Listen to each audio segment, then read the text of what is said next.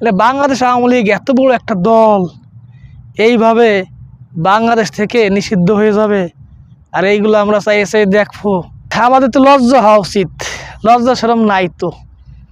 এত আকাম করছি, এত অন্যায় করছি, এত অপরাধ করছি, এখন আর জনগণের সামনে যাইয়া কিছু বলার সেই সৎ সাহস নাই। মানে আমাকে বাংলাদেশ আওয়ামী লীগের কথা বলতেছি, এত অন্যায় করছে, এত অপরাধ করছে। মানে আমি প্র্যাকটিক্যালি মাগার নিজস্বভাবে বলতেছি না, যত মিডিয়ার নিউজগুলো পাই সেই নিউজ আকারে বলতেছি। বাংলাদেশ আওয়ামী লীগের অপরাধ, বাংলাদেশ আওয়ামী লীগের নির্যাতন, গুম, খুন, হত্যা, এইগুলো আমি বহুত আগেই বলেছিলাম। ক্ষমতায় দীর্ঘদিন থাকা ঠিক না। ক্ষমতায় একটা দল দীর্ঘদিন থাকলে গণতন্ত্র দেশে কোনোভাবেই সেই দলের জন্য ভালো কিছু বয়ে আনে না, সেই দেশের জন্য ভালো কিছু বয়ে আনে না। বাংলাদেশ আওয়ামী লীগ ভুল করেছে, একবার না বারবার ভুল করেছে। আর সেই ভুলের খেসারত এখন বাংলাদেশ আওয়ামী লীগের নেতারা দিচ্ছে না, কর্মীরা দিচ্ছে। মাঠ কর্মী আছে না, প্রাণপণ চেষ্টা করে, বাংলাদেশ আওয়ামী লীগকে ভালোবাসে, বাংলাদেশ আওয়ামী লীগের নিবেদিত প্রাণ, তারা আজকে এই বাংলাদেশে থেকে অঝর ঝরে কাঁদছেন, বালিশে মাথা দিয়া দলের জন্য কাঁদেন, তাদের নেত্রীর জন্য কাঁদেন। তারা কিন্তু বিনা স্বার্থে বাংলাদেশ আওয়ামী লীগকে ভালোবেসেছেন। আর নেতারা টেন্ডারবাজি করেছেন, চাঁদাবাজি করেছেন, ব্যাংক লুট করেছেন, বিদেশে বাড়ি গাড়ি করেছেন। আর আপনার কর্মীরা একার বাল ফেলাইছে। আপনার কর্মীরা বিনা স্বার্থে, বিনা অর্থে, বিনা লাভে, নিবেদিতভাবে আপনার বাংলাদেশ আওয়ামী লীগকে ভালোবেসেছে। আপনারা তার প্রতিদান কি দিয়েছেন? ক্ষমতা যাওয়ার আগে সুন্দর করে বিমান টিকিট করে এরপরে পলাইয়া অন্য কোনো দেশে চলে গেছেন। যাবেনই তো। আপনারা তো আর রাজনীতি করেন নাই, আপনারা করেছেন দুর্নীতি।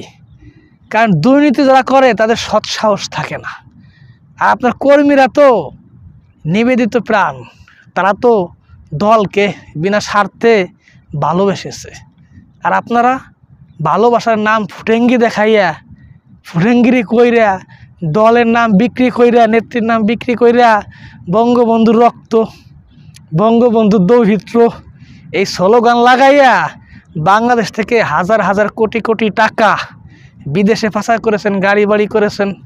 এরপরে দল ক্ষমতা, মানে দলের বিপর্যয়ের সময়, দলের বিপদের সময় আপনারা গোপনে চোরের মতন বাংলাদেশ থেকে পলাই চলে গেছেন।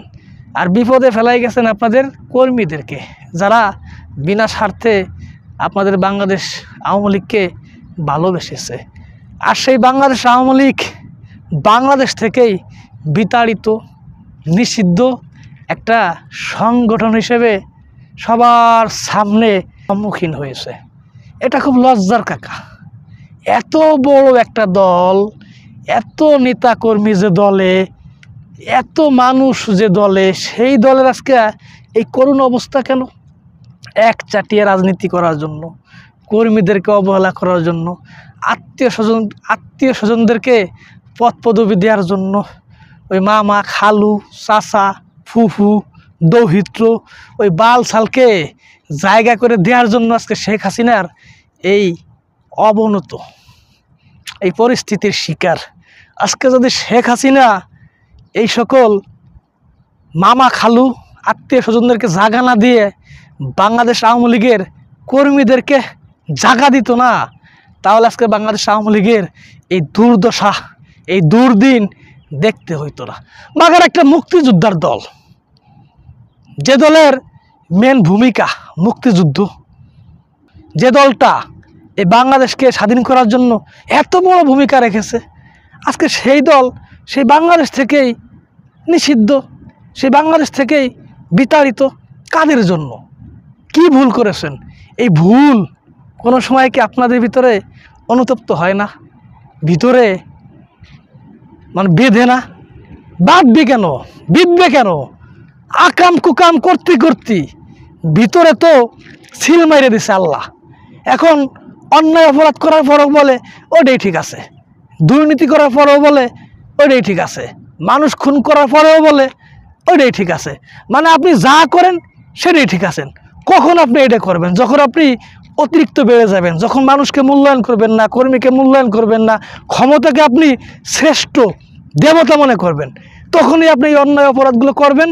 আর এই অন্যায় অপরাধ করার পরে আপনার ভিতরে কোনো অনুতপ্ত বোধ জাগবে না। আপনি অপরাধ করবেন, অন্যায় করবেন, আপনার ভিতরে কোনো মানে বিন্দু পরিমাণও একটু মনুষ্যত্ববোধ তৈরি হবে না, থাকবে না। আপনি যা করতেছেন সেটাই ঠিক আছে। আপনার কর্মীর কথা মনে নাই, আপনার মানুষের কথা মনে নাই, আপনার সাধারণ পাবলিকের কথা মনে নাই, আপনার দলের জন্য যারা জীবন দিছে, প্রাণ দিছে, মরছে, লড়ছে, ধর্ষিত হয়েছে, কত মানুষের মায়ের বুক খালি হয়েছে আপনার দলের জন্য, তাদের জন্য কোনো বিন্দু পরিমাণও মায়া নাই। আপনার মায়া কার জন্য? আপনার আত্মীয় স্বজনের জন্য, আপনার ভাই ব্রাদারের জন্য, আপনার বাবার জন্য। মানে যত দোহাই দিয়ে আপনি ক্ষমতা থাকতে পারেন সব কিছু আপনি করেছেন। পরিশেষে অবশেষে বাংলাদেশের জনগণই যে কোনোভাবে, যে কোনো কৌশলে, আপনারা স্বীকার যান বা না যান, আপনারা কিন্তু পরাজিত হয়েছেন। এইটা আপনাদের স্বীকার করতে বিসি কি উপরে ফেলে ওঠে? আপনারা অন্যায় করছেন, অপরাধ করছেন, এটা স্বীকার করতে কি আপনাদের লজ্জা লাগে? লজ্জা লাগা উচিত, আপনাদের লজ্জা লাগা উচিত, স্বীকার করা উচিত যে হ্যাঁ অপরাধ করেছি, শাস্তি দেন। আজকে যদি আপনি বাংলাদেশ থেকে এইভাবে পলাইয়া চইলা না যাইতেন, তাহলে বাংলাদেশে আপনাদের নাম গন্ধ থাকতো, আর এইভাবে সাহস পাইতো না। আরে ভাই, নেতা কর্মীরা যদি বাংলাদেশ থেকে চলে যায় দলকে বিপদে ফেলাইয়া, এই কর্মীরা কি করবে? কর্মীরা আজকে ঘর ছাড়া, বাড়ি ছাড়া, স্ত্রী ছাড়া, ছেলে মেয়ে ছাড়া, ভিটে ছাড়া, এই আপনাদের মতো নেতাদের কারণে। স্বার্থবাস, চোর, বাটপার বাংলাদেশ আওয়ামী লীগে যত আছে, এইগুলোর কারণে আজকে দলের এই অবস্থা। এই সকল সন্ত্রাসী, চাঁদাবাজি, এই হায়নদেরকে বিতাড়িত করে বাংলাদেশ আওয়ামী লীগ 50 বছর পরে দরকার হয় ফিরে আসুক, মাপ চাক আগে সাধারণ জনগণের কাছে, এরপরে বাংলাদেশ আওয়ামী লীগ ফিরে আসুক। আপনারা কি বলেন? আপনাদের মন্তব্যগুলো শুনতে চাই, জানতে চাই। বহুত লেকচার দিছি বাংলাদেশ আওয়ামী লীগ নিয়ে, আর লেকচার দিতে চাই না। হ্যাঁ।